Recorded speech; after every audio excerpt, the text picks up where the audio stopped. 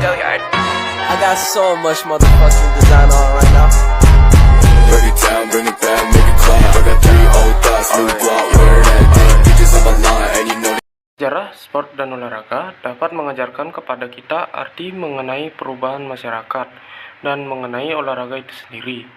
Olahraga sepertinya melibatkan kemampuan dasar manusia yang dikembangkan dan dilatih untuk kepentingannya sendiri, yang sejalan dengan dilatih demi kegunaannya. Ini menunjukkan bahwa olahraga itu mungkin sama tuanya dengan keberadaan manusia itu sendiri, yang memiliki tujuan dan adalah cara yang berguna untuk meningkatkan kemampuan mereka dalam menaklukkan alam dan lingkungan. Olahraga sport merupakan gabungan dari segala latihan jasmani yang diadakan orang dengan sukarela untuk memperkuat dan melatih tenaga tubuh. Demikian juga selaras dengan itu menunjukkan pemusatan perhatian, kemauan. Namun, jika kita melihat lebih ke belakang lagi, kata sport atau olahraga tidak pernah lepas dari beberapa faktor berikut. 1. Zaman prasejarah. 2. Zaman Yunani kuno. 3. Zaman Mesir kuno. 4. Zaman Cina kuno. 5. Zaman Sokratik. 6. Zaman abad ke-8. 7. Zaman Renaissance. 8. Zaman modern. Kita lanjut dengan yang pertama, zaman prasejarah. Olahraga telah menjadi bagian dari kehidupan manusia sejak zaman prasejarah. Orang-orang purba sering berpartisipasi dalam aktivitas fisik untuk bertahan hidup dan mempertahankan diri dari ancaman predator dan kekurangan makanan.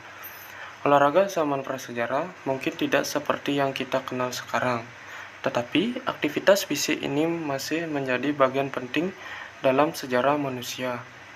Beberapa aktivitas fisik yang mungkin dilakukan oleh manusia purba termasuk berburu, mengumpulkan makanan, berjalan, berlari, dan memanjat.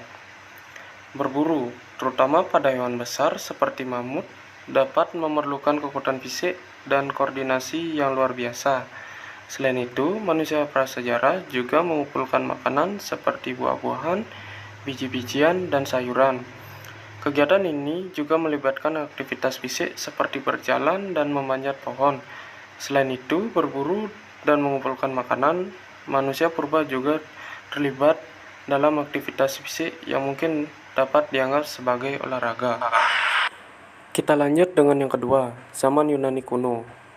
Banyaknya cabang olahraga sudah ada sejak zaman kerajaan Yunani kuno, seperti gulat, lari, tinju, lempar lembing, lempar cakram, dan balap kereta kuda adalah olahraga yang umum. Ini menunjukkan bahwa kebudayaan militer Yunani berpengaruh pada perkembangan olahraga mereka. Pertandingan Olimpiade diadakan setiap 4 tahun sekali di Yunani. Pertandingan tidaklah diadakan hanya sebagai event olahraga saja, tetapi juga sebagai perayaan untuk kemegahan individu, kebudayaan, dan macam-macam kesenian, dan juga tempat untuk menunjukkan inovasi di bidang arsitektur dan patung. Pada dasarnya, event ini adalah waktu untuk bersyukur dan menyembah para dewa-dewa kepercayaan Yunani. Nama event ini diambil dari Gunung Olympus, tempat suci yang dianggap tempat hidupnya para dewa. Gencatan senjata dinyatakan selama pertandingan Olimpiade, seperti aksi militer dan eksekusi untuk publik ditangguhkan. Ini dilakukan agar orang-orang dapat merayakan dengan damai dan berkompetisi dalam suasana yang berbudaya dan saling menghargai. Kita lanjut dengan yang ketiga, zaman Mesir kuno. Monumen untuk Faro menunjukkan bahwa beberapa cabang olahraga diperhatikan perkembangannya dan dipertandingkan secara berkala beberapa ribu tahun yang lampau, termasuk renang dan memancing. Ini tidaklah mengejutkan mengingat pentingnya Sungai Nil bagi kehidupan orang Mesir. Olahraga lain termasuk lempar lembing, loncat tinggi, dan gulat. Lagi pula, keberadaan olahraga yang populer menunjukkan kedekatan dengan kegiatan non-olahraga sehari-hari. Kita lanjut dengan yang keempat.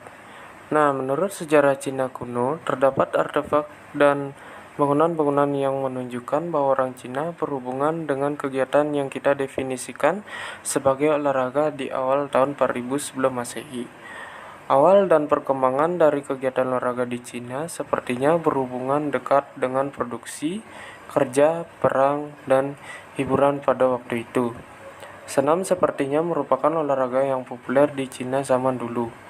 Tentunya sekarang juga, seperti keahlian orang Cina dalam akrobat yang terkenal secara internasional. Cina memiliki Museum Beijing yang didedikasikan untuk subjek-subjek tentang olahraga di Cina dan sejarahnya. Selanjutnya, zaman Sokrates. Pada zaman ini, manusia mencari keselarasan jiwa dan fisik. Olahraga tidak semata untuk kekuatan fisik belaka, namun sebagai sarana untuk mencari harmoni dan keselarasan hidup. Selanjutnya, zaman abad kegelapan. Dalam abad pertengahan, pendidikan sangat dipengaruhi oleh cita-cita hidup kaum gereja. Hidup ini dipandang sebagai persiapan untuk menjadi warga kerajaan Tuhan. Sehingga pada abad ini terdapat dua aliran yang saling mempengaruhi, yaitu kaum gereja dan kaum ksatria. Namun, kedua aliran tersebut mempunyai persamaan, yaitu hidup didasarkan atas religius, atau juga bisa disebut ketuhanan. Selanjutnya, zaman Renaissance. Kembalinya dominasi akal budi, kebenaran bukan lagi hanya disandarkan pada wahyu, tetapi pada manusia. Kehidupan dunia menjadi suatu hal yang berharga dan penting untuk dinikmati, dan juga mendambakan keselarasan jiwa dan tubuh. Selanjutnya, zaman modern. Olahraga modern dimulai dari olahraga beregu di kebudayaan barat. Olahraga individu seperti gulat dan panahan sudah dipraktikkan di seluruh dunia, tetapi tradisi olahraga beregu berasal dari Eropa, khususnya Inggris. Olahraga mulai diatur dan diadakan secara berkala sejak Olimpiade kuno sampai saat abad ini. Aktivitas yang dilakukan untuk memenuhi kebutuhan hidup menjadi aktivitas yang diatur dan dilakukan untuk kesenangan atau kompetisi dalam skala yang meningkat. Revolusi industri dan produksi massa menambahkan waktu luang yang membolehkan meningkatnya penonton olahraga, berkurangnya elitisme dalam olahraga, dan akses yang lebih besar. Tren ini dilanjutkan dengan perjalanan media massa dan komunikasi global.